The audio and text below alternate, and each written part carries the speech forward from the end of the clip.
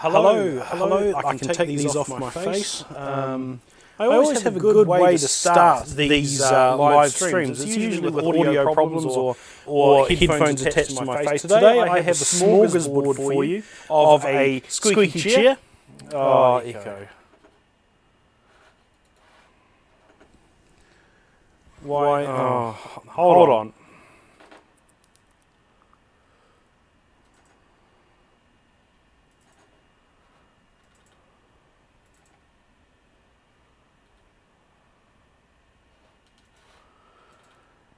Oh, far out.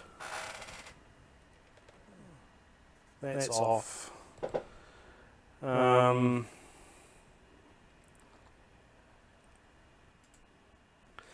If I do that, is it any better? Yeah, what a great way to start this is.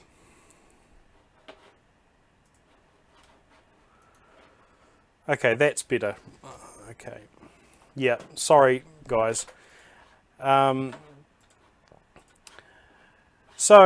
what a great way to start a live stream. I normally have a whole bunch of technical issues, and today, as I was saying, you have a smorgasbord of bad audio to start with. My messy hair, a chair that's going to squeak because I'm not on my usual chair of comfort because it's not very comfortable. So I'm in my old chair, which is more comfortable but more noisy, and all that sort of stuff. But I thought it's a sunny Sunday afternoon here in New Zealand, so I thought I would jump on and get blinded by the sun coming in through that window, and then I've got my studio lights in front of me. But I thought I'd spend some time with you guys. In particular, I want to talk about plastic cornets. See, one of the bands that I conduct is going to be starting up a brass academy thing in the near future, and we have to make a decision about what sort of instruments we're going to provide to our learners. So we could provide a bunch of cheap cornets, cheap brass cornets. I've got a bunch of different cornets from various places that I could get, or we could go down the plastic instrument route. Now, as most of the learners that we're going to be targeting are going to be sort of primary school age, so sort of 7 or 8 or so, we thought we'd investigate some plastic cornets because they're a little bit more durable. So I've got 2 plastic cornets because there are 2 main predominant brands that you can get. You can get the P cornet, or you could get the Tromba plastic cornet. And I've got both here, one of which I bought, one of which my band has bought, and one of which somebody has loaned to me.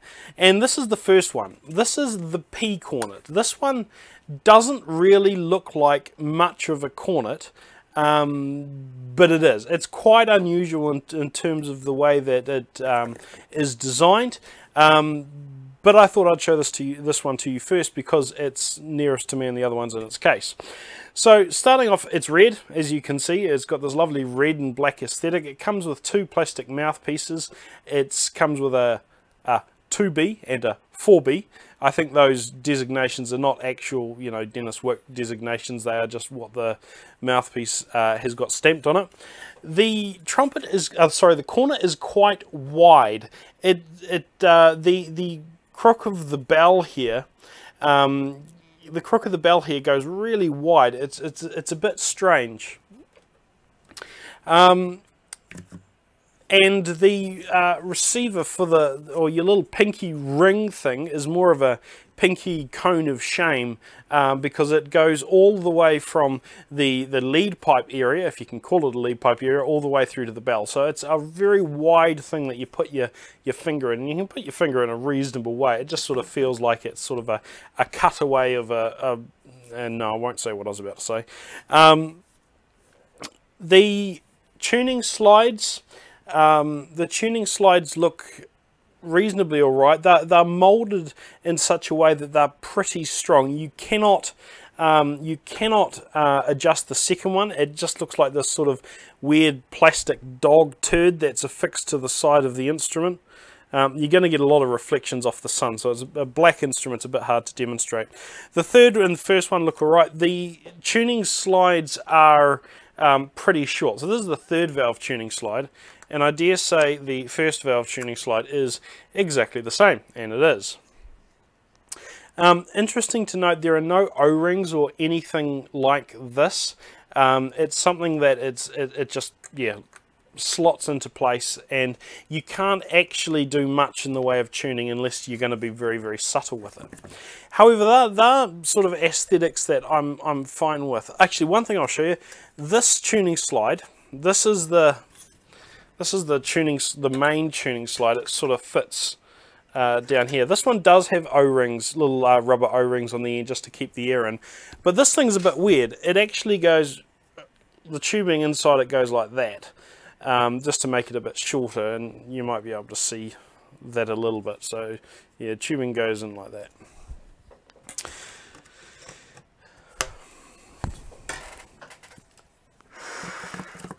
The valves are a bit strange. The valves are a bit strange. If you look at them here, they look quite short and they're quite fat. They're quite fat valves. You can't open them from the top. From the top, they are sealed up. So how you open them is from the bottom. You rotate this about a 1/16 of a turn or an 1/8 of a turn or something, and try and get it out. Oh! They're never going to get found again, are they? Actually, I've got a piece of the valve that's come into my shoe. So, there we go. And there's the spring. If you guys start spamming chat with stuff, I'm going to ban you, and that's just going to make me lose focus on what I'm doing and things like that. So, just don't be an idiot on the chat. So that's how you take the valves apart. There's the spring is pretty small, and the valve looks like this. It has a very small, very fat rather, barrel here. And you might be able to see that a little bit. It's covered with water, or what I'm gonna say is water, and it's got the normal amount of pathways through it and things like that. It's a reasonably strong. It's a reasonable amount of depth to it. There's a felt on top of this part here just to reduce the sound of the valve returning back to its own position. But otherwise, it's just a solid plastic construction, and there's not too much to say about it. Let me see if I can put it back in, and indeed I can. That, the spring on, and then this. And being a plastic instrument, you shouldn't need to oil the valves. But I'll give a sort of side-by-side demonstration of the sound in a minute. But I'll just give you a quick. What have I got? See if you can guess what this piece is.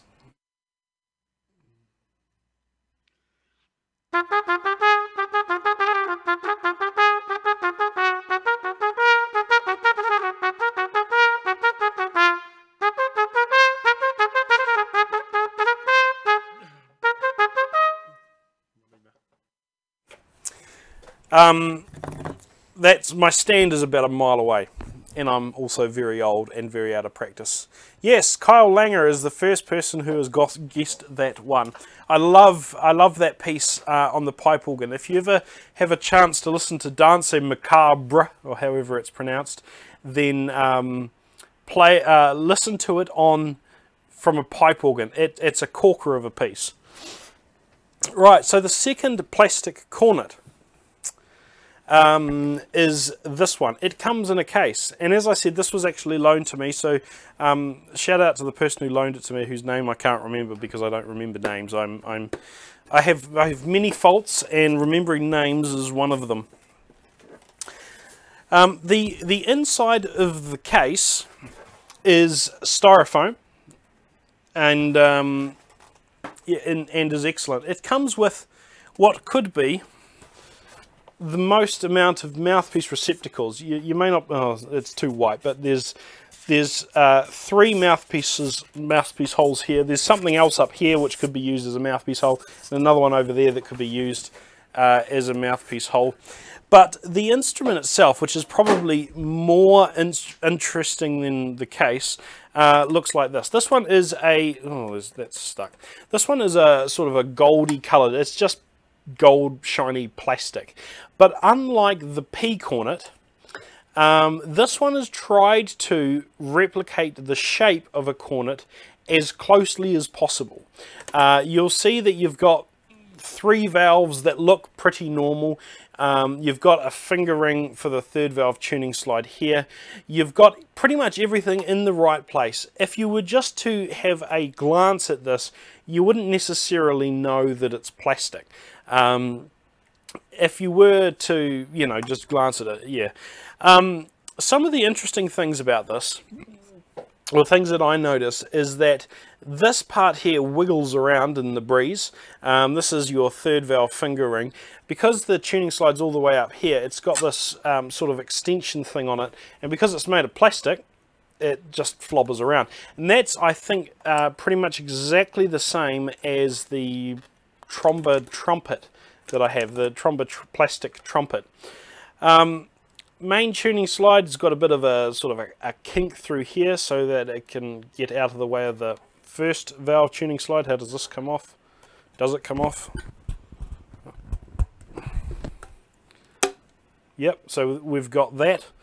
There are no O-rings at all on this, and the edges of the tubing are quite a lot sharper. There's no real finesse to that.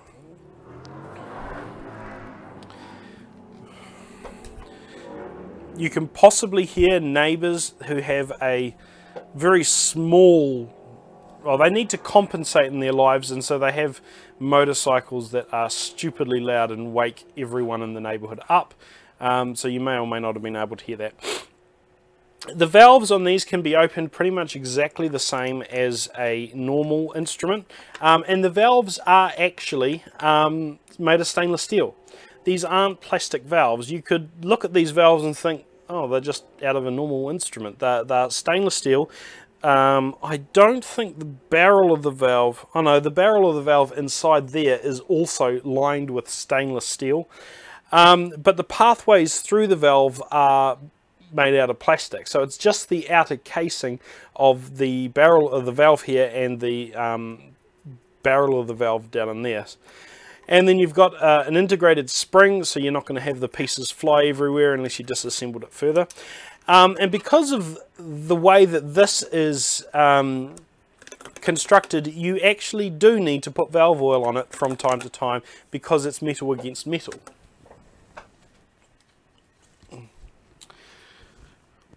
Oh, someone's made a donation. James Shackleford. Are you recommending plastic brass instruments? How good are they, would you say? So I was sort of going to get to that because I've played with these a little bit, and I haven't really decided one way or the other as far as which sort of plastic instruments I would recommend, or whether I would recommend them at all. Generally though, because these instruments are going to be played by young kids, you know, 7 or 8 years old, we want something that's more durable over functional, as opposed to something else. I notice a guy, Tuber Kid Daniel, is continuing to post inappropriate stuff, so just give me a sec so I can get rid of him. Dun, dun, dun, dun, dun, dun.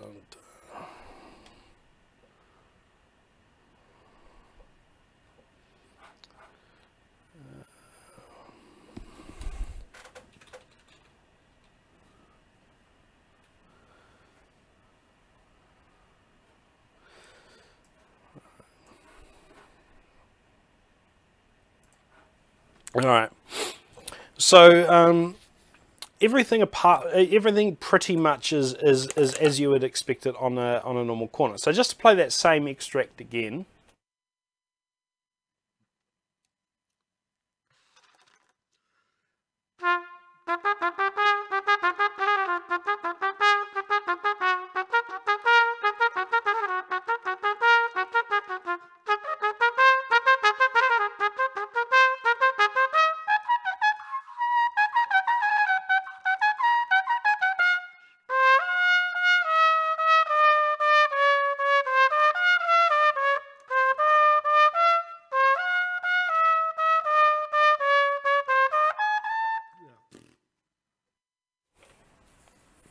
Yeah, so I'll play a proper sort of comparison thing so that you can get more of an idea when I just find something a little bit.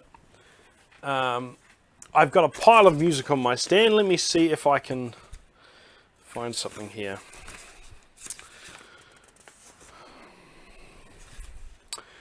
Here we go. Fantasy for B-flat trumpet, Malcolm Arnold, Opus 100, born 1921. And let me move my stand closer so that my eyes can see it. You know, a well-polished YouTube channel will have done this ahead of starting to present, but then again,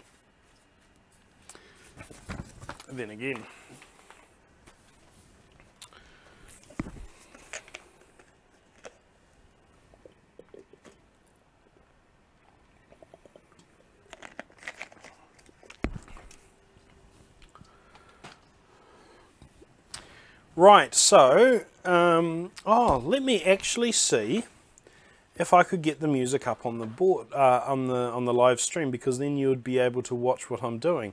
That would be really well thought out, wouldn't it?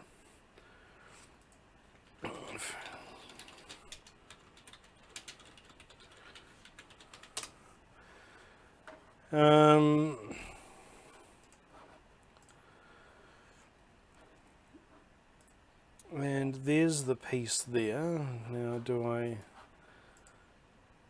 Oh no, that's Fantasy for B-flat clarinet. That's... Yeah, that's the wrong one.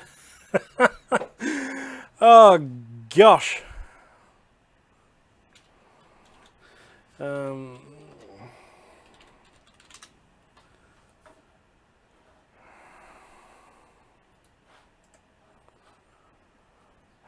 You guys are, I'm sure, are really enjoying the high quality presentation that you're receiving today. Right, so there's that downloaded. Now I just need to put it up on screen, don't I? Right, let's get rid of that. Let's try to open it up.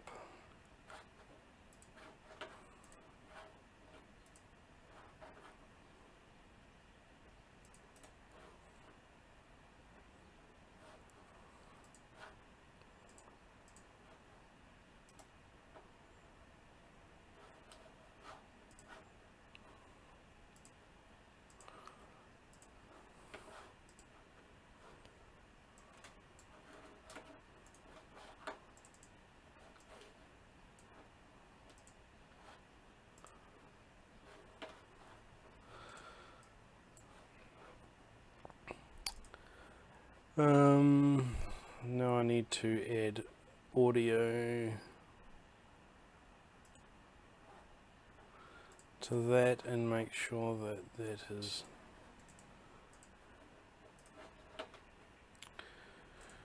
right. If I now go to this scene,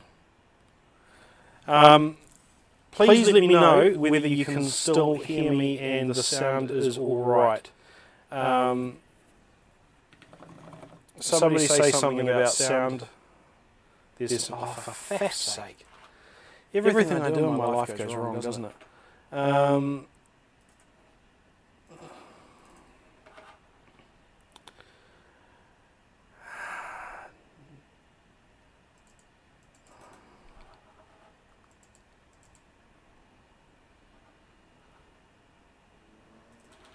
Right, is it better now? Oh, gosh.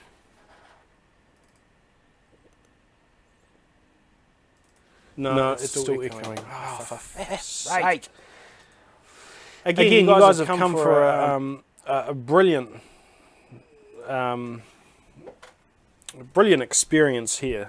It's just great. Right. I think that's better. Right, so the piece that I have up on the screen is called Fantasy for B-flat trumpet. It's something I've been, it sounded nice, so I download. I bought it and listened to it, and I'll try play it. Firstly, I'm going to try and play it on the P cornet, the red P cornet, and see where we go.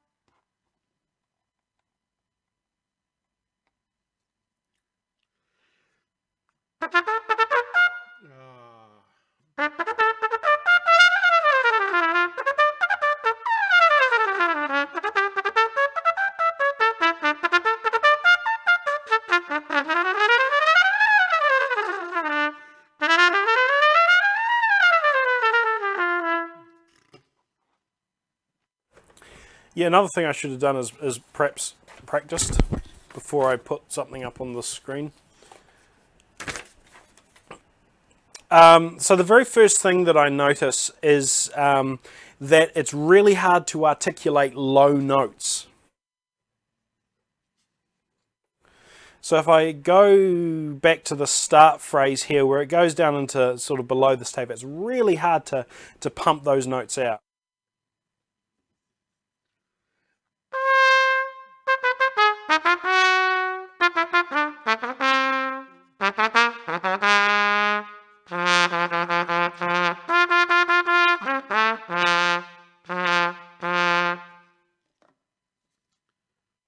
Now I could just use a metal mouthpiece and that might make it a bit better, but if I'm looking at buying 10 or 12 of these, I don't want to have to also buy 10 or 12 metal mouthpieces to go with them. So that's on the P cornet. Now let's try and do the same thing on the Tromba plastic cornet.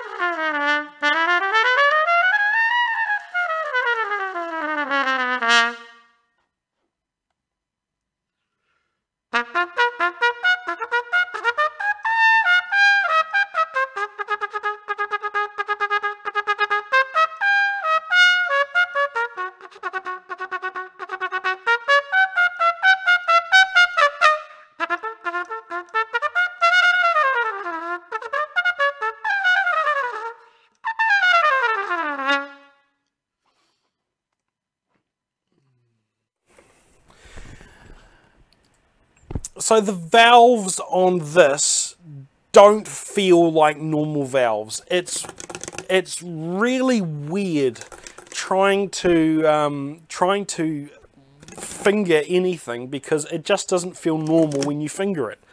And also for me, I've got big mitts, so having this non-adjustable, like you can't change where the finger ring is, it's really weird to hold that on my hand. So that's a bit of a problem for me. But if we had, as I said, 7 or 8 kids trying to play it, I don't imagine that they're going to play. They're going to have to worry about that too much. So looking at the two, instead of just playing something stupid, just trying to play some particular skills on it. This is what low notes sound on the two instruments.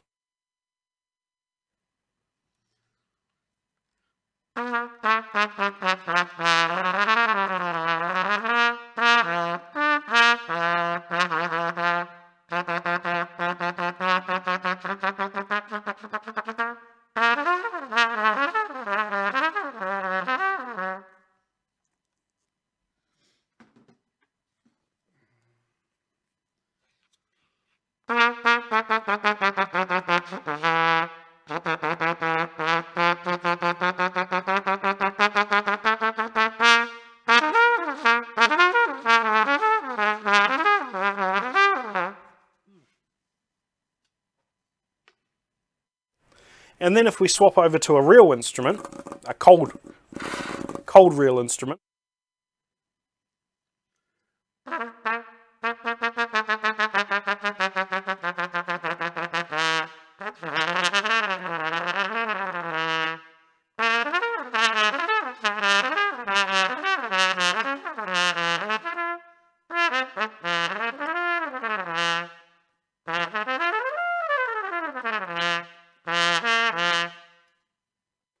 it is far more flexible than trying to play really anything on one of these. So I guess the question would be, well, what are we trying to achieve? If we're giving kids instruments to learn, do we want to give them something that they can throw around and use and abuse and learn on? Well, yes, that's what we want to do, but do we also want to think, right, some of these kids are going to be actually interested and get really good. Do we think long term, give them a decent instrument to start with, and let them continue with that, or give them something inexpensive like this to start off with, and then the ones that get good, give them a better instrument? That's probably the more sensible approach, because then we can just recycle. These instruments as they go. Interestingly, the tromba cornet, when you buy a tromba cornet, it comes with a case. When you buy a P cornet, it doesn't come in a case. It comes, you get this sort of weird velvet liner sort of thing that you can put on the outside and carry it around. It's got straps so you can have it over your shoulders and things. But what it's sort of like a pair of pliers that you buy, just sort of hang. The package that it comes in, it's just literally a plastic sack, and it's got a little hole, so it just hangs on a hook, and you just pick one off the hook, and just that's how it's presented in the shop, which is a little bit cheap, if you ask me. Somebody wants to hear me play toccata and fugue in D minor in the metal cornet. Da da da. Da da da da da da da da da da da da. That's about all I can play in the metal corner. It's a bit weird, but let me see if I've got anything else on my stand.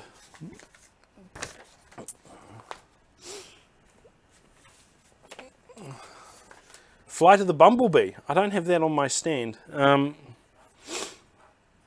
Somebody sent me Flight of the Bumblebee a while ago, but it was in bass clef, so I didn't play it. Oh, let's see if I can do some of it from memory.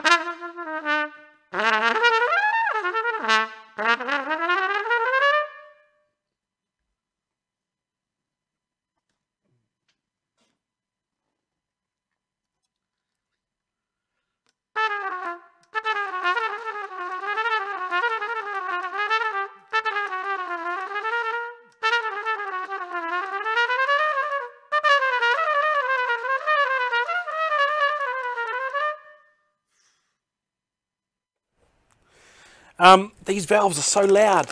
It's like you're tap dancing whilst playing. But let me now get an actual cornet, but with this plastic mouthpiece in it, and see what that sounds like. It does fit. All right.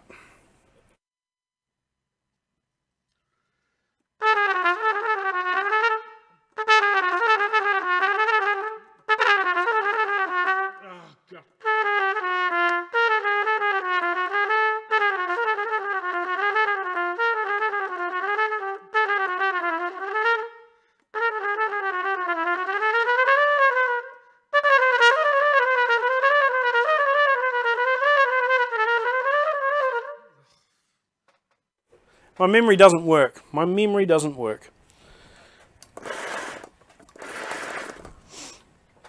My fingers don't work either. Alright, so what I could do, I guess I could answer some questions now, couldn't I? So just some questions and answers.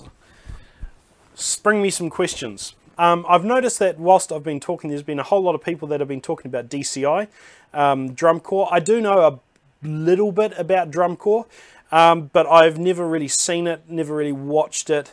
And it's one of those American things where they call it something or other international, but it's, as far as I can tell, only an American thing, which is fine. Just don't call it drum corps international. But I mean, it is what it is. I've talked about them a lot in the past. I don't really follow that sort of scene because we don't have it in this country. In America's all the other side of the globe, or the other edge of the flat Earth, if you're deluded. But it's not a New Zealand thing, so I've never really had much exposure to it other than on YouTube. Kyle Lenger, what can I expect from being a music major? Every time I meet somebody who has studied music for a long time and you know, masters of music, whatever, got their masters or bachelor, I say the same thing to them. Can I have a coffee, please? Because they always usually end up serving coffee or doing something like that. It's not to say that you shouldn't study music. It's just that if you're gonna spend your life doing something and you want a career that's gonna provide for you and your family, and in New Zealand there's not a huge demand, as far as I can tell from casual observations, to make a huge income off playing music. So, you know. The French horn series, I was going to do a second episode on the French horn, but trying to get a French horn or a couple of French horns to be able to demonstrate has proved to be pretty much impossible. I reached out to a couple of music companies here in New Zealand to say, could I borrow some French horns, or even just one French horn? And the answer I got was no, and then I got a couple of other answers. Well, I could hire one for 6 months at a cost of several $100s and do a review on it that way. Or I had another one that said, well, yes, you can buy it off us for a cost of $4 grand or so, do your review and then return it for 100% refund. That didn't really appeal to much to me either. So trying to do any more stuff on the French horn has been a bit of a problem for me. I've tried. It's not that I haven't tried and that I've forgotten about it. I have tried. It's just trying to get an instrument to review has been a problem for me. You'll notice that I do have that French horn up there. That's a French horn I've done a review on previously, but it's not a normal French horn because it's got that weird sort of horizontal fourth valve throughout there. It's not a real normal French horn. So talking about that in the context of an educational video is a bit pointless. Some of you who follow me on Facebook will have known that I've been doing some work on another tuba restoration. I've managed to acquire an incredibly rare tuba from 1912. And it's a brilliant instrument, apart from the fact that it has that it was found outside, living in a junk heap. So it wasn't in very good nick. It stunk atrociously, and yeah, it was a pretty poor instrument. However, what I am gonna do, if there's a way that I can share Facebook, my Facebook page without exposing my life on there, how do I do that? Let's options, collapse that, close that, hide sidebar. There we go. So what I'm going to bring up on screen, let me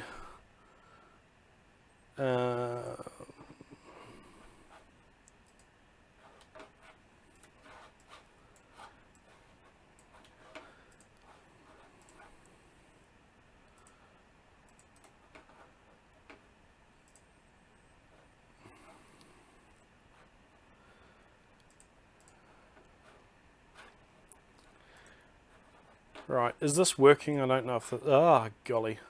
Alright,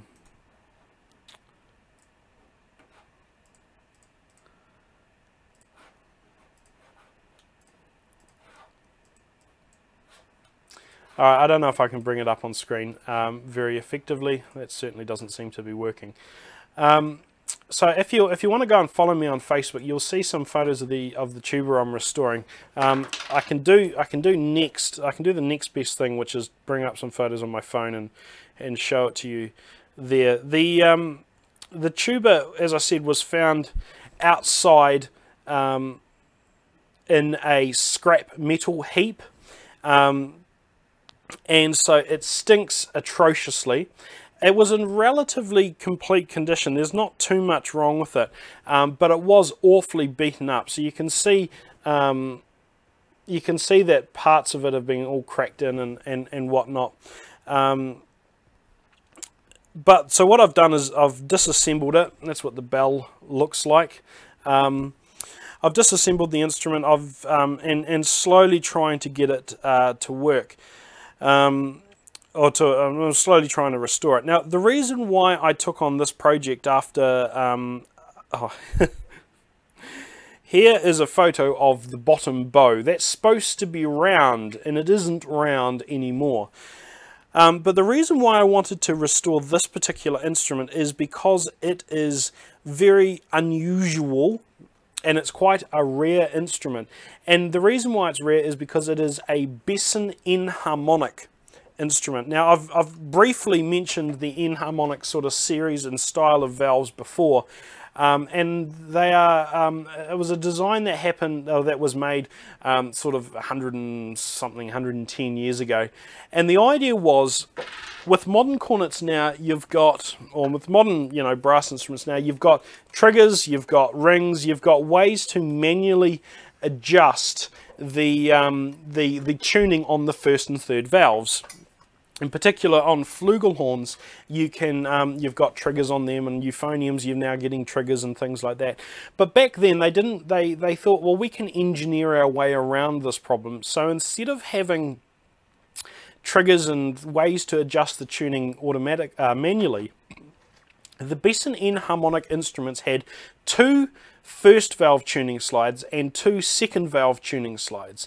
So the lead pipe would go into the third valve. If you didn't press the third valve, then it would go through the first valve and then the second valve and then out the bell. If you do use the third valve, then it'll go through a longer first valve tuning slide and then a longer second valve tuning slide. So it would do that compensation for the tuning for you. The downside, though, is that the instruments were a reasonable amount heavier, a reasonable amount more expensive, and the valves were much longer. So they never really caught on as well as they had hoped, but it was quite an ingenious way of trying to deal with the problem. And so I've got a Besson enharmonic cornet, and I've now got this Besson enharmonic tuba. I call it a tuba because it's in many pieces at the moment that I'm just trying to restore. But one of the real problems that I had is that because it had lived outside in a scrap metal pile for so long, trying to get the valves out was a real problem. And so if you use, a cornet, just this cornet for example, and you can't get the valves out, there's a number of different ways that you can do it. You can either try and pull it from the top. The risk with doing that is that the valve stem, this little part in the middle here, is usually threaded into the barrel of the valve. You can just rip that out, break it off, snap it off.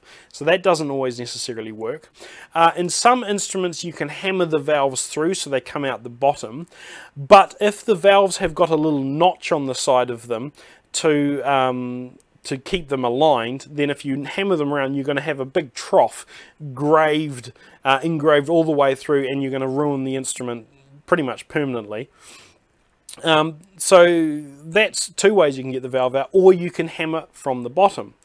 The trouble with hammering from the bottom is that the only part of the valve that has strength is the rim around the outside. If you put anything on the inside of the valve, it's just going to go straight through, because the inside of the valve is very fragile. It's where all the air pathways go. So what I did to try and get the last valve out is I made this on my lathe. It's just a little circle of brass. It's not particularly thick, but what I did is I put this I took the bottom valve cap off. I put this on the bottom so it would just fit in the valve, and then I hammered on this, and that pushed the valve out down the bottom, which I thought was a really good way of getting the valve out without ruining it. And that's that. You can't do this unless you've got some way to work metal, which I do, but most people don't. So yeah, but the valves were just disgusting. I cannot describe the sort of dirt and cement and all this sort of organic gunk that was in it. It was really quite disgusting. And what I did once I've got all the valves out is that I've given the main valve block a bath in what was white vinegar. It's now green. In fact, it's now actually sort of a more pleasant bluey color, and that's just getting rid of all the organic material that's been growing on it and in it and things like that. The valve block is now ready to be worked on, but it's just a disgusting thing, and it's a shame, because that was, when it was built, a professional grade tuber, and it would have cost something really a lot of money back then.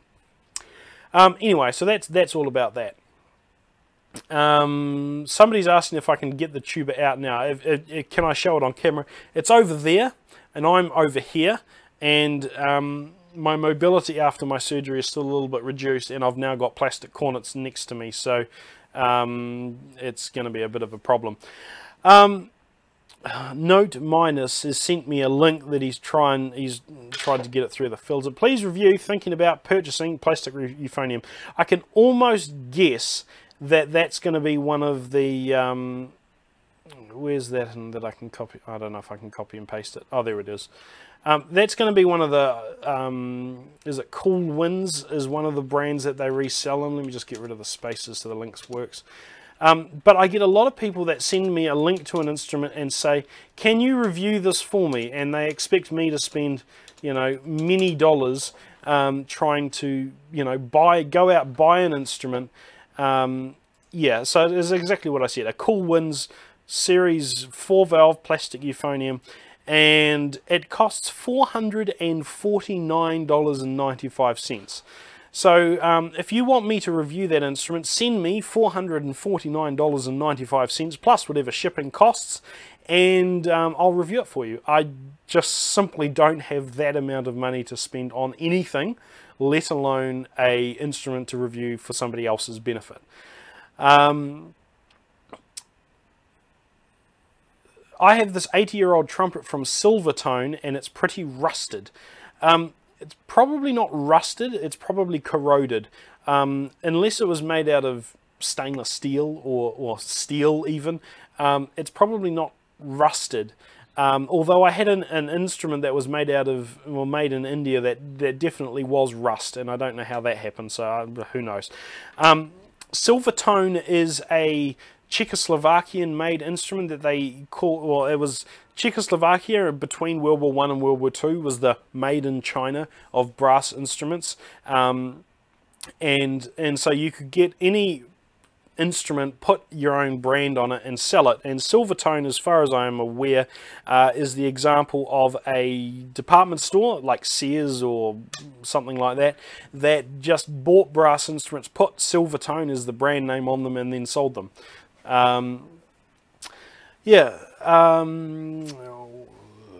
Where's some other questions here? Do you think it's safe to give a new instrument a bath? I've got a Sovereign UFO about 3 months old. You shouldn't need to give an instrument a bath.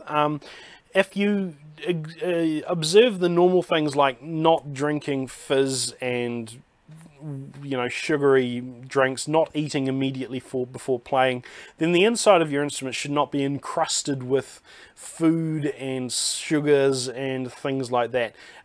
You shouldn't need to bathe your instrument, especially if it's new.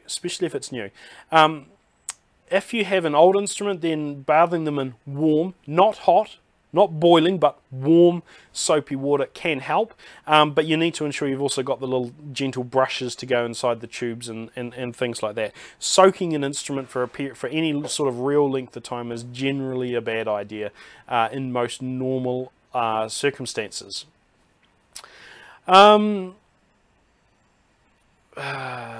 Do I like Con as an instrument manufacturer? Yes. CG Con used to do a lot of innovative stuff back 100 years ago, and I've got a number of Con instruments, particularly cornets, although I've also got a trumpet and a trombone from Con that are all between 80 and 110 years old, and they're all fantastic instruments. I've got one that's a Conqueror, and I've got, in fact, I can see right there, I've got a 110-year-old tenor trombone that's a Con that I don't have a case, so it just sits out in the open. Some of their newer stuff I don't have any real experience with. I know their bass trombones have now got these massive, great whopping valves on them that just look ridiculous, but I haven't played anything recently made from Con. What age did I start playing instruments? I started learning cornet when I was 4. My granddad taught me, and from all accounts I wasn't overly interested. And it's a weird thing, if you've got a family member teaching you, it takes a lot more discipline to try and learn than it takes if you're actually visiting somebody sort of that isn't related to you trying to teach you. Somebody in my marching band section has an 80-year-old trombone and claims he's always a few notes too low because of it being so old. Is it him or the old trombone? Also, it turns his spit black. Oh! There are bass trombones that are in the key of G, so the triggers are the positions are, you need to position them up 3 positions higher because the instrument's in G instead of B flat. It's possible that he's got one of them. And that he's just compensating in terms of seeing notes and playing them in the right position. If it turns his spit black, then there's some sort of awful build-up in there that might now be structurally integral if it's 80 years old. But yeah, that's the only reason that I can think of that why he has to change positions or his notes are too low. How many mouthpieces do you get per brass instrument? Generally, if you buy a new instrument, you get 1. If you buy plastic instruments, they tend to give you 2. Yeah, there's the answer to the question. How is my back? I am slowly recovering. I am not necessarily any better than I was before surgery. I've had to go to our emergency department a number of times because previously I had 2 surgeries, and so they used a big scar, probably about at least that long, down the middle of my back and do a whole bunch of different things inside there. But now, because they've used that point of entry twice, they've done 2 little scars on the on one on either side, and they've taken a long time to get any better. I had both wounds dehiss, which is when the wounds pop open, and on the right hand side I had about half a cup of blood and serous fluid that just went all over the bathroom. So I've had a very slow recovery. I'm still in quite a lot of pain and discomfort, and sitting up and things is still a problem for me. this is probably one of the least gory photos that I've got. So you can see the big scar down the middle, and then the other scars on either side. Those smaller scars are about that long each. So it's yeah, I see my surgeon again on Tuesday to discuss things with him, but it's probably a bit too early to say whether the surgery has been a success or a failure. Yeah, so I'm just slowly getting right. What will you do if I donate? If I donate, you have to dance. If you donate a decent amount, I will dance. It won't be significant dancing because I can't dance at the moment. I can't do much at the moment with my back, but it's entirely up to you. I'm not going to do the whole dance for me, baby, sort of thing. But yeah. What's my favorite type of valve? Vienna, rotary, etc. It depends. I like rotary valves because they are quick and they enable really crisp articulation. I like piston valves. I also like piston valves because the levers have an equal feel on them. If you get a rotary valved instrument, if you put your... Actually, let me get one for instance. This is a rotary valved F trumpet. This is an F bass trumpet. And if you push down... at the edge, you push the valve down a certain distance. If you push down up here, you push the valves down a shorter distance, but with more resistance and things. But when you go and play the instrument, you get much nicer, much crisper articulation. And I actually really enjoy playing this instrument just because it's a nice instrument. It's because it's in the key of F instead of B flat. The notes are lower, it's easier to play, and it's just a fun, relaxing instrument to play. Let me put this back. Which way up did I have it? I think it was that way.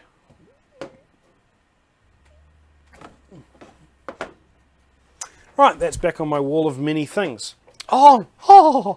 My question is more so a request. Could you do more songs on this channel like in the past? I love hearing that. If you could do Shostakovich's String Quartet 8 for brass, that would be super cool. Thanks for the stream. Have a great day. Thank you so much, Mason. Let me make a note of Shostakovich, Shostakovich String Quartet 8. So multi-tracks and things are a little bit of a problem for me because trying to play and things is a problem for me, just with my backs and stuff. But absolutely, I'll make a note of that. And because you've most generously donated, thank you so very much. I will do absolutely everything I can, but you might just have to wait a little while for me to be able to do it. Somebody asked me something about Slider Mix. Yes, I know about Slider Mix. I have my trusty Slider Mix here. This is the lubricant that I use both in the musical world and out of it. Although I've also got the two part stuff, so that's got the small bottle for the stockings of the slide and the larger bottle for the rest of the slide. Somebody's asked me again, what's my favorite type? No, that's just an old comment that's playing back. How much is 50 Canadian dollars in US dollars? I have no idea. I live in New Zealand, so let me see. 50 Canadian in New Zealand is 57.73, and Google will take 30% of that because they are. So 50 divided by 2/3 of $50 translated to New Zealand is roughly what I'll get as a result of that donation. Yeah.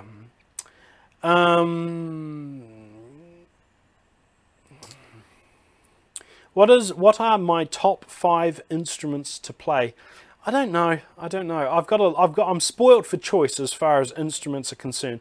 The instruments that I've sort of been playing at the moment tend to be smaller instruments because, again, trying to play anything heavier is a problem for me. And trying to play cornets is also a little bit of a challenge because you tend to put a little bit more pressure through your body when trying to play cornets. So, yeah. Barry the Tone, is that Barry that I used to work with?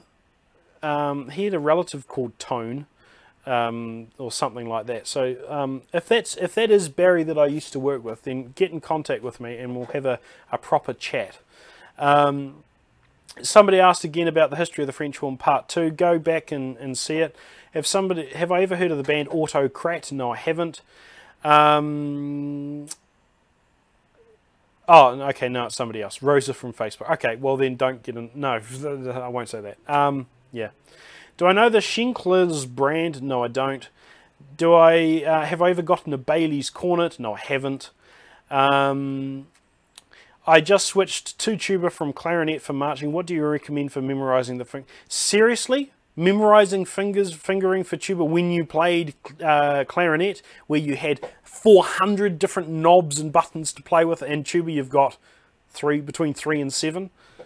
I think it's just repetition, just repetition. Get a what can some? Oh, there's another person being a dingus in chat. Let me go. I can go put user in timeout. I can put Michael F in timeout. There we go.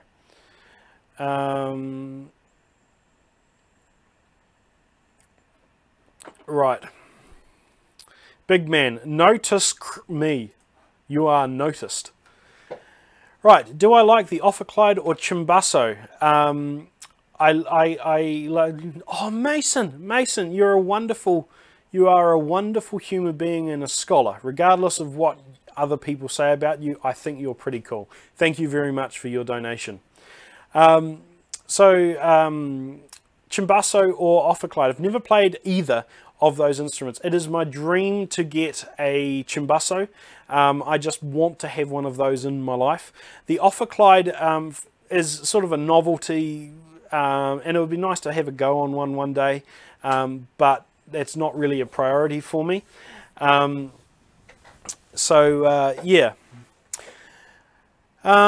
Here's the next question.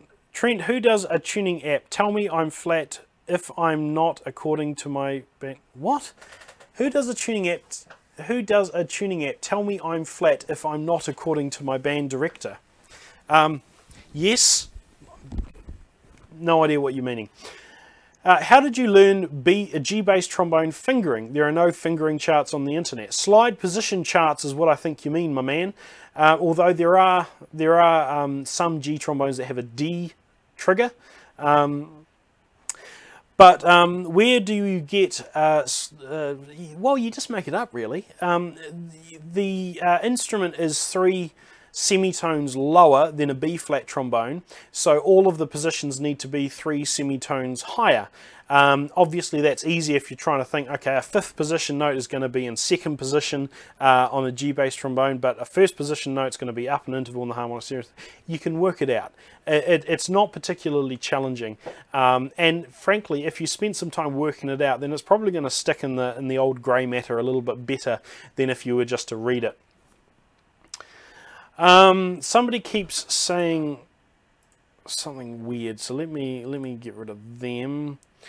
Calixto Tenorio, hello, has said that. Thank you for your contribution to my channel, and indeed to my life.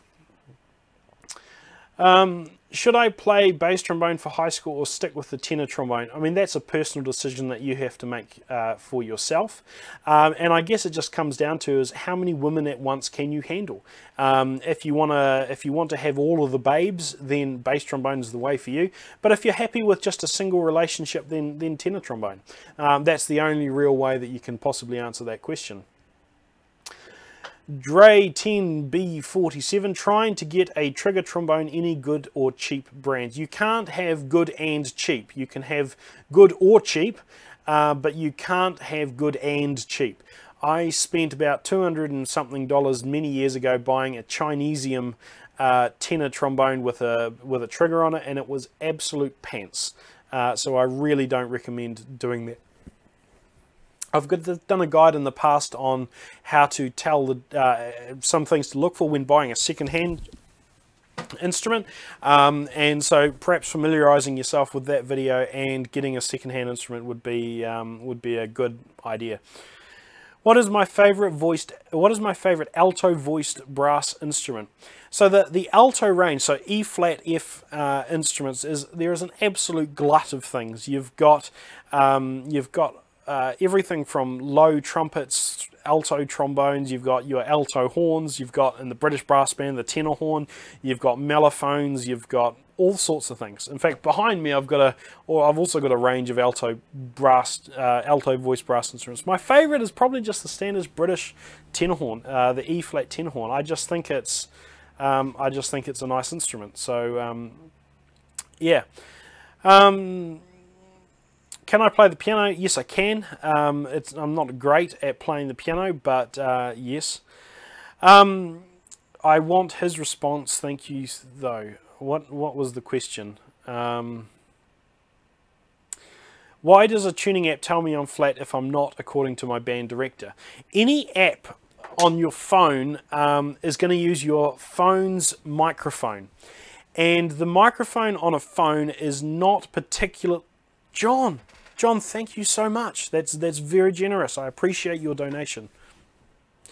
And any phone is not going to have a microphone that's able to very well get the tuning and things doing proper, because there are so many harmonics and overtones and complexities about the sound of a brass instrument, where something like a phone is not optimized to pick that up. And so I've got a number of tuning apps that I don't use, but I still have on my phone, including one called N-Track Tuner, which I haven't actually used since I got a new phone. But if I put this up and I tried to play a note into it, then it's not going to do probably a very good job at trying to work out the note and then the tuning.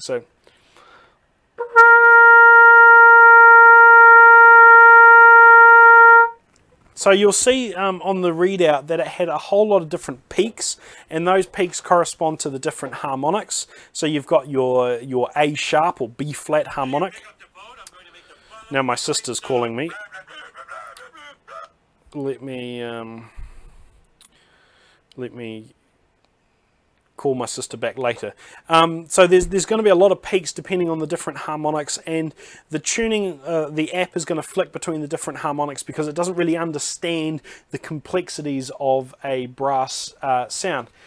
So what I recommend is actually getting a proper tuner. This is a Korg tuner, which is a really reputable brand. This cost me like 20 bucks, and it was...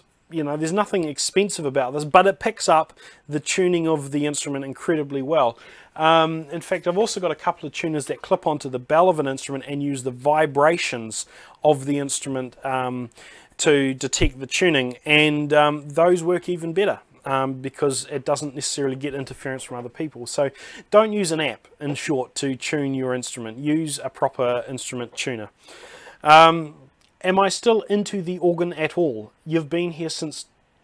I've been since 2004. Yes, I have a digital pipe organ over the back there. I've owned in my life 2 pipe organs.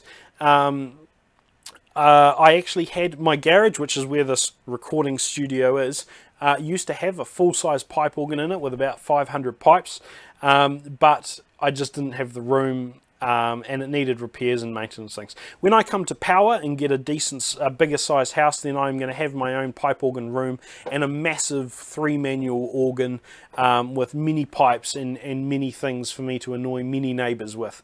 That is my wish. So we'll just have to see how that goes. Is it true I am from Lower Hutt? I live in Lower Hutt, but I'm not from here. But I've lived here for about 8, 9, 10 years, something like that. I just got my new Douglas Yo bass trombone mouthpiece and I like it. It is quite large. I'd recommend it, but if you decide to buy it, just buy the replica. It's not worth $120 something for gold plating. I can, yeah, everyone donates so I can get a bigger house with organ room. Absolutely. There's a cause I can get behind. I've heard a few things about the Douglas Yo signature mouthpiece, including somebody that told me that the rim was really, really narrow on it, so it hurt to play. I've not played anything like that myself. I'd love to have a go on the Yamaha YBL, whatever it is that Douglas Yo designed. So we'll have to, you know, see what happens. You know, one day I might have the opportunity to play it, but yeah. Do you know by any wild chance my trumpet teacher, Mr. Winston Hoare, Hoare, as some of the natives would do. No, I don't. I know a family of people who have that surname, but I don't know whether a Mr. Winston is part of that family. Have I ever played a contrabass tuba? I was actually thinking about doing a video at some point on the naming conventions of tubas, because tubas come in 5 pitches, or 4 main ones. You've got the E-flat tuba that's used in brass bands, the smaller one, and you've got the F tuba, which is used as an orchestral or solo instrument. Those two are referred to generally as bass tubas. Then you've got the B-flat bass tuba, which is even bigger. Sorry, you've got the C tuba, which is bigger than the F tuba, and the B-flat tuba, which is a tone larger than that still. And those two tubas are referred to as contrabass tubas. And then in old drum and bugle corps, you've got a G contrabass bugle, which is the biggest brass instrument that sort of you can get. And so there's your bass tubas and your contrabass tubas. There is also some E-flat tubas even lower. And there are a couple of really rare instruments that are in B-flat and other, even lower than that. But those aren't sort of your standard instruments. But then, as well as having those sort of 4 standard pitches of tubas, E-flat, F, B-flat, E-flat, F, C, and B-flat, you've then got things like, well, my tuba's a single B-flat tuba, and that tuba's a double B-flat, and I've got an E-flat tuba and a double B-flat tuba, and things like that. It's the naming conventions of tubas is all ridiculous. And I was going to do a video on that at some point, but, who knows. I'm really confused and wondering if the tuba will be a great instrument for middle school. What do you think? Play whatever you want to play. If you're passionate about playing the tuba, then play the tuba. If you're passionate about being a disappointment to your parents, then play a woodwind instrument. It's all about what you want to do, not necessarily about, well, is this the best option, blah, blah, blah. So, yeah, do whatever you want, man. As long as it's not blowing me up or anything like that. Am I going to saw con? I have no idea what that means. A note for later, as no one is using real cameras, there is a glut of tripods at thrift stores, a resource for stands to support heavy instruments. Some mods may be needed. Yes, so I recently bought for $10 I think a snare drum stand, and I'm going to, if I ever had to play tuba again, which I don't know, or like a big tuba again, I've got this stand that I'm going to make into a proper tuba stand and things like that. But using, a camera tripod as an instrument stand is not going to be strong enough, particularly if you're doing something like a tuba. Has anyone in the chat or Trent seen Arturo Sandoval's version of the Star Spangled Banner? Yes, I have. It goes up very high. It sounds very musical and impressive, and yeah, it's good. What are my opinions on saxes? They are brass. They're made out of brass, but they're called a woodwind because they use a wooden reed. Or they use a reed that's was originally made out of wood.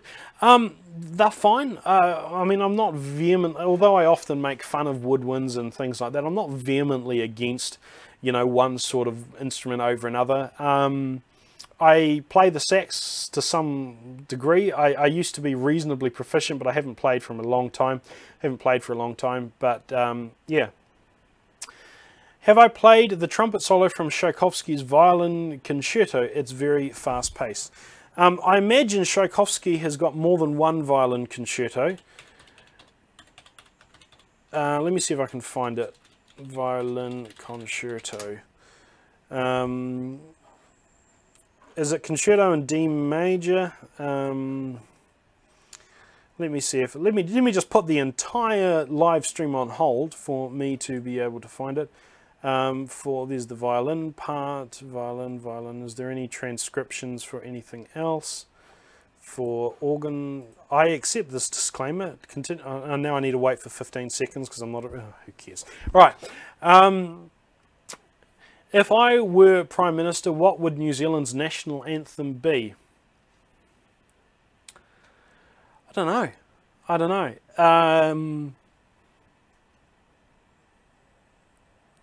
I'm not sure. I think Eugene Gigo's Grand Choir Dialogue, or however that's pronounced, would need to be some sort of gazetted piece, because I think that's fantastic. Do Kelly Screamer mouthpieces help you play higher notes than you would be able to achieve on a regular metal mouthpiece?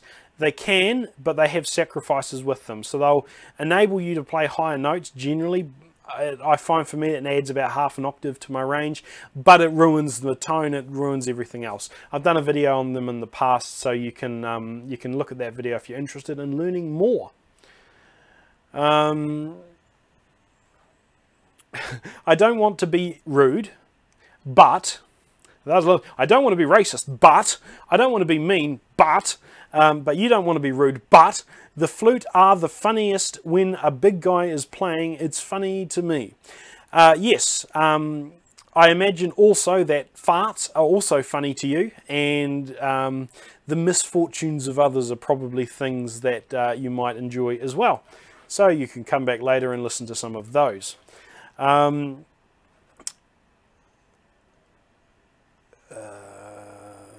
You've got to bounce. Love the stream and thanks for the toccata and fugue and D minor performance. I can actually play on a pipe organ the toccata and D minor. I've learned the first little bit of the fugue, but I never got really much further because it got really hard, so I stopped. I'm a trumpet player and I would like to play the tenor horn / alto horn. Should I try it? Yeah, go for your dreams. Absolutely. There's nothing stopping you. If you want to be like the top echelon players, the best of the best and things like that, then probably switching instruments, even switching from one trumpet to another trumpet is a bad idea. But if you want to enjoy the richness of variety that you get with music and different instruments, then yeah, absolutely, absolutely. I enjoy variety in music, in the ways of creating music. That's why I play keyed instruments and woodwind instruments and brass instruments and stringed instruments, because I enjoy the process of making music. I may be able to play some instruments very well, but there are some instruments that I can barely play and I still enjoy it. So if you want to try other instruments, then go for it. Yeah. What's a good grade 4 piece for an 8th grade trumpet? Grade 4 piece for an 8th grade? Well, ask some younger people. I'm assuming there you're talking about like the Royal Schools of Music or the Trinity grade 4s, and then 8th grade is an American schooling system thing. Yeah, I don't know. I'm not up with all that sort of literature stuff. Right, somebody has seen. Oh, I have now got a copy of the Violin Concerto up on the screen in front of me, and no, I'm not going to be playing that. There are notes that I do not recognize. Let me download this and see if I can put this up on the screen so you guys can see what I mean, because that just looks diabolical. So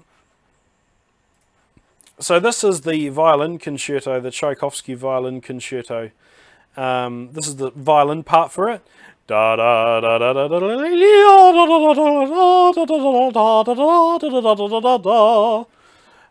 then you go da da da da da da da da da da da, and then it goes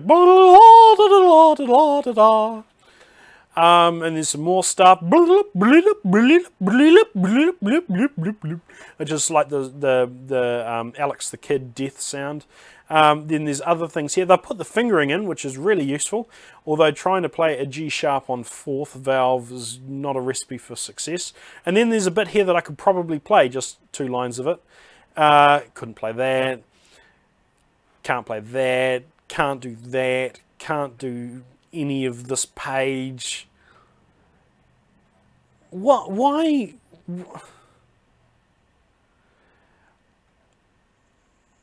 Quasi-andante. So it's not andante, it's like imitation andante. What the heck does quasi-andante mean? Yep. Yeah, it just keeps going. Oh, good. So there's your range exercises. That's easy. Yes. Yes. Yes. Right. Oh, and this is a next bit. Yeah, it keeps going. Right. Uh-huh. Uh-huh. What's the last note? Oh, there's 3 of them. So I can't even play the last note. So yeah, thanks for sending that. No, I'm not really going to be playing that. Right. New Zealand's Got Talent. Unfortunately, the stage is probably not reinforced enough for me to be able to walk up on it. I've heard you talk a lot about instruments. What about marching bands, things? So in New Zealand, we don't have the sort of marching that you would do in America. The marching in New Zealand is literally you form up into a grid and you march down a street. The only times you do that is on what's called Anzac Day, which is sort of, it's where we recognise and remember those who fought in World War I and subsequent and prior conflicts. The Anzacs were the Australian New Zealand Army Corps. It was a group of Australian New Zealanders who fought together predominantly at Gallipoli, but it's also been expanded to for other, veterans and conflicts and things like that. That is an occasion in which you will march, and also just Christmas parades and other sort of parades and things like that. There's none of this fancy sort of trotting around corners, climbing scaffolding, things like that. The things that American call marching as far as DCI and all the rest of it, none of that. It's just walking down a line, walking down a street. Trent, do you think more highly of Bach Strads or Yamaha Xenos? I haven't played a Strad recently. I don't know, I might have once played a Xeno, but my experience with both is pretty woeful, so I can't really comment too much. The last time I actually marched in a street march would have been an Anzac or a military weekend. I can't think how many years ago that would have been. It would have been quite a long time ago, and I used to enjoy it. But trying to play a trombone, I used to enjoy it for bass trombone because back when I was younger, I thought excellence came through volume, and so playing bass trombone on a street march where you're playing the mark, which is the guy on the edge, which was my favourite position. You could make all the kids stand back with the sort of outpouring of guttural noises from your trombone. Yeah, I haven't marched for a long time, but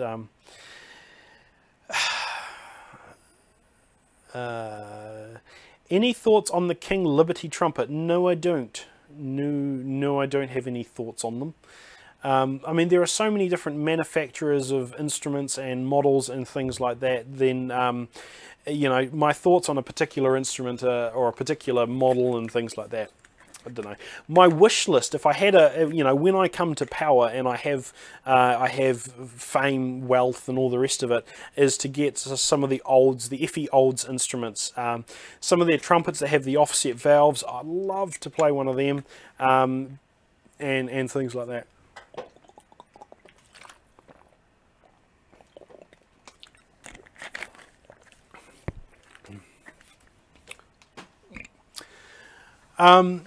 Not even woodwind players like flutes. So the last time I played for a very brief period of time in a concert band, which is brass and woodwind instruments and percussion. There's a group made up of all of that, except the brass is usually just French horns, trumpets, trombones, tubas, as opposed to any of the other instruments, although they did have some UFOs in it. And there was this flute player. I was playing tuba in that, and there was a flute player sitting a few rows in front of me, and she was blind, and so she would have her guide dog that would come to every practice and just sit under her chair, and she could play anything just by listening to it. And she would play piccolo and just double the violin line up an octave. It was just such an incredible talent that it was quite amazing to watch. Yes. What is the main instrument that I play? I don't have a main instrument. I have a number of instruments that I enjoy playing. I have my go-to cornet here. Oops. This is my go-to cornet that I play when I'm bored of that, I'll sometimes play my my F sort of bass trumpet here, which I enjoy. I got some trombones and things that I play as well, so yeah. Have I ever played a piccolo? No, I haven't. Any suggestions on a brand for trombone? Yes. Do I own a Superbone? No. No, I don't. Right, so this has probably been going on for long enough as far as the live stream, so I'll answer 4 more questions. I'll answer 4 more questions. So ask decent questions. If I see anyone asking things about Ligma or whatever, then I'm just going to block you, because that's just stupid. Things like that. So 4 questions. Right. Jonian2 has decided to risk my wrath. Let's hide user on this channel. Let's get rid of him.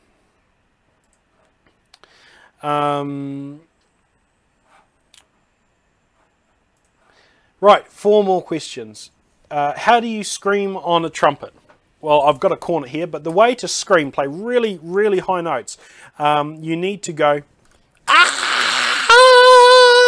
And that's how you do it. That's all they do. And as you get better at doing that, you'll be able to do it with your mouth closed, so it looks like you're playing, but you're actually just literally screaming. They're not playing notes; they're just singing into their cornet. That's how screaming happens. I just made that up. Does pineapple go on pizza? Yeah, so we've 2 questions down and 2 valuable bits of content added to YouTube. Yes, it does. I like pineapple on pizza. I don't think chicken goes on pizza. I don't think wedges go on pizza, but pineapple, I think in some cases, is actually quite nice. Wagner tuba, things like that, I've all talked about that before. Right, Olds HN White Con, pick one. I don't think I can. I love some of the old HN White instruments. I think the craftsmanship of them are absolutely beautiful. It would be a toss-up between Olds and White, if I had to choose one. It's probably going to be Olds, though. Right, 1 more question. Somebody asked me one reasonable question.